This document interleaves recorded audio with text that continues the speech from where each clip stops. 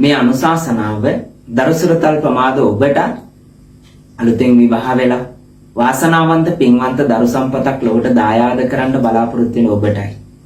දරු පැටියෙක් නිර්මාණය කරනවා නම් මේ අතේ තියෙන ඇඟිලි පහ වගේ මේ කාරණා පහ සම්පූර්ණ කරගත යුතුමයි. එහෙම නැතුව දරු පැටියෙක් නිර්මාණය කරන්න ඔබ හිතන්නවත් එපා. ඒ නිසා මම කියලා දෙන්නම් අතේ තියෙන මේ ඇඟිලි පහ වගේ කාරණා පහක් සම්පූර්ණ කරගත යුතු වෙනවා. ඒ නිසා මේ එකින් එකට මම පැහැදිලි කරලා දෙන්නම්. පළවෙනි කාරණාව තමයි හොඳට කල්පනා කරන්න ඕන.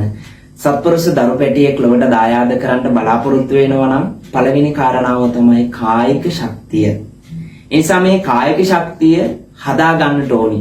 නැත්නම් ඔබට බොහෝ වෙලාවට දුකට වේදනාවට පත් වෙන්න සිද්ධ වෙනවා. සමහර වෙලාවට දරු පැටියෙක් නිර්මාණය කරන්න ගියාට පස්සේ කායික ශක්තිය දුර්වලකම නිසා අමතර විටමින් වර්ග දීලා සමහර වෙලාවට ඇබෝෂන් වෙලා සමහර වෙලාවට දරු පැටිය මාසයක් දෙකක් ඉඳලා හાર્ට් බීට් වැඩ කරන්නේ නැතුව ගිහිල්ලා වර්ධනය වෙලා නැතුව සමහර වෙලාවට කායික ශක්තිය දුර්වලකමින් සමහර අවස්ථාවන් වලදී ඔබ වේදනාවටපත් වෙනවා. මම හිතන්නේ මේ වීඩියෝ එක බලන ඔබ මේ මොහොත වන විටත් කායික දුර්වලතාවය නිසා ඔබ දුකට වේදනාවට 3-4 වතාවක් 10 ගමනක් විතර සමහර වෙලාවටපත් වෙලා ඇති.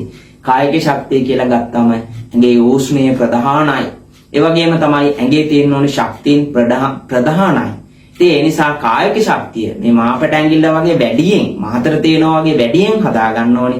කායික ශක්තිය පිටි කන කෑම ಜಾති, පාන් පිටි කන එක, තෙල් කන එක, ඒ වගේම තමයි රසකාරක කන එක නවත්තලා විශේෂයෙන්ම මේ පණිවිඩයේ දරුසුරතල් ප්‍රමාද ඔබටයි, ඒ වගේම අලුතෙන් විවාහ වෙලා දරු පැටියෙක් සත්පුරුෂ දරු පැටියෙක් නිර්මාණය කරන ඔබටයි, ඒ වගේම තමයි අනාගතයේ විවාහ වෙලා මේ රටට ජාතියට දරු සම්පත් දායාද කරන්න ඉන්න තරුණ ඔබටයි.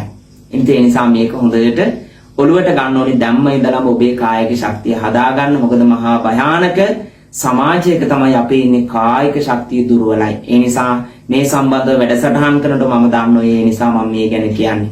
ඒ වගේම තමයි මානසික ශක්තිය. කායික ශක්තිය වැටෙන්න මානසික ශක්තියත් වැටෙනවා. කය දුර්වල වෙන්න මනස වැටෙනවා. ඉතින් ඒ නිසා මානසික ශක්තිය කියන දේ සකස් කරගත යුතු වෙනවා. මනස ශක්තිමත් කරගත යුතු වෙනවා. ඒ නිසා මනස වැටෙන්න බෑ. මානසික ශක්තිය ශක්තිමත්ව තියෙන්න ඕනේ. ඒ වගේම තුන්වෙනි කාරණාව තමයි වත්පිළිවෙත් කියන දේ. වත්පිළිවෙත් කිව්වම ඔබ ගෙදරදී කරන වත්පිළිවෙත් වගේම ස්වාමි දිනියට ස්වාමි පුරුෂයාට කරන ගෞරවය, සත්කාර සම්මාන මේ දේවල් ඔබේ ජීවිතයේ අනිවාර්යයෙන්ම ගොඩනගාගත යුතුනවා. දෙන්න දිමාල්ලෝ වගේ දෙන්න රණ්ඩු වෙනවා නම්, තරාව, වෛරය, ක්‍රෝධය, ඊර්ෂ්‍යාවෙන් කටයුතු කරනවා නම්, නිතරම රණ්ඩු වෙනවා නම්, බැන ගන්නවා නම් මේ විශේෂයෙන්ම ඔබ මේ වත්පිළිවෙත් සිදු කරන්නේ අපිට කියලා තියෙනවා වත්තන්න පරිපූර්ණතු නසීලම් පරිපූර්ණති කියලා. වත්පිළිවෙත් කරන්නේ නැත්නම් සිල් සම්පූර්ණ කරන්නේ ඔබ දෙදෙනා අතර සාමය, සමගිය, සෞභාග්‍ය උදා කරගන්නේ නැත්නම්, පෞකාර වැඩිලුවෙන් දෙන්නම ඈත් වෙන්නේ නැත්නම්, කුසල් සිත් වඩාගෙන හොඳ යහපත් දේවල් කරන්නේ නැත්නම්, සිත හැම වෙලෙම අපිරිසුදු කරගෙන ඉන්නවා නම්, සිත පිරිසුදු කරගන්නේ නැත්නම් විශේෂයෙන්ම ඔබ වත්පිළිවෙත් කියන දේවල් ඔබේ ජීවිතෙන් ඈත් වෙලා යනවා. මම හිතන්නේ මේ වීඩියෝ එක බලන මේ මොහොත වන විට ඔබට පින්කම් කරලා වත්පිළිවෙත් කරලා එපා වෙලා ඇති. නමුත් ඒ දේවල් හරියට කරන්න ඕනේ. ඒවට අපි උගන්වනවා, කියලා දෙනවා.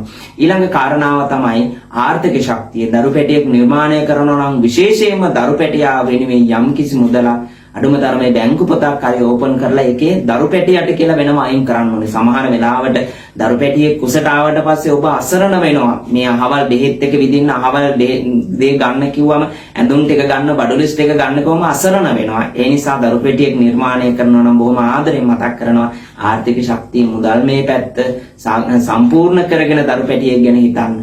පස්වෙනි කාරණාව පෞල් පසුබිම. එනිසා මේ පෞල් පසුබිම කියලා කියන්නේ ඔබේ සමහර වෙලාවට ওই දෙන්නම නෝනායි මහත්තයයි දෙන්නම බොහොම සමගි සම්පන්නයි, බොහොම ආදරෙන් ඉන්නවා. නමුත් අම්මලා තාත්තලා සමහරලාට ඥාතීන් මේ ප්‍රශ්න නිසා ඔබත් එක්ක ප්‍රශ්න ගැටලු ඇති කරගෙන සමහරලාට දොස් කියනවා. ඒවට උත්තර සපයන්න යන්න එපා.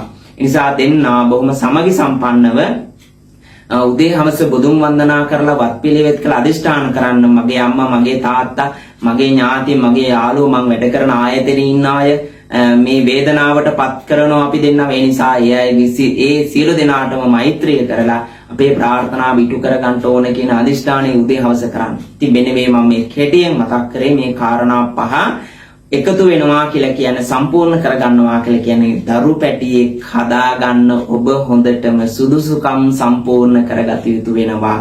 දරු පැටියෙක් නිර්මාණය කරන්න මේ සුදුසුකම් පහ අනිවාර්යයි. ජොබ් එකකට යන්න සුදුසුකම් තියෙන්න ඕනේ වගේ දරු පැටියෙක් නිර්මාණය කරන්න මේ සුදුසුකම් පහ සම්පූර්ණ කරගන්නට ඕන.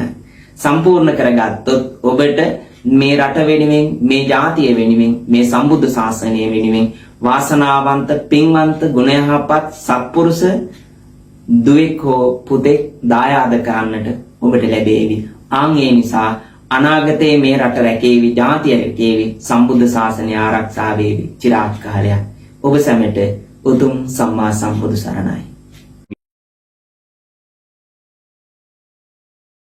YouTube channel එක subscribe කර අප හා රැඳී සිටින්න.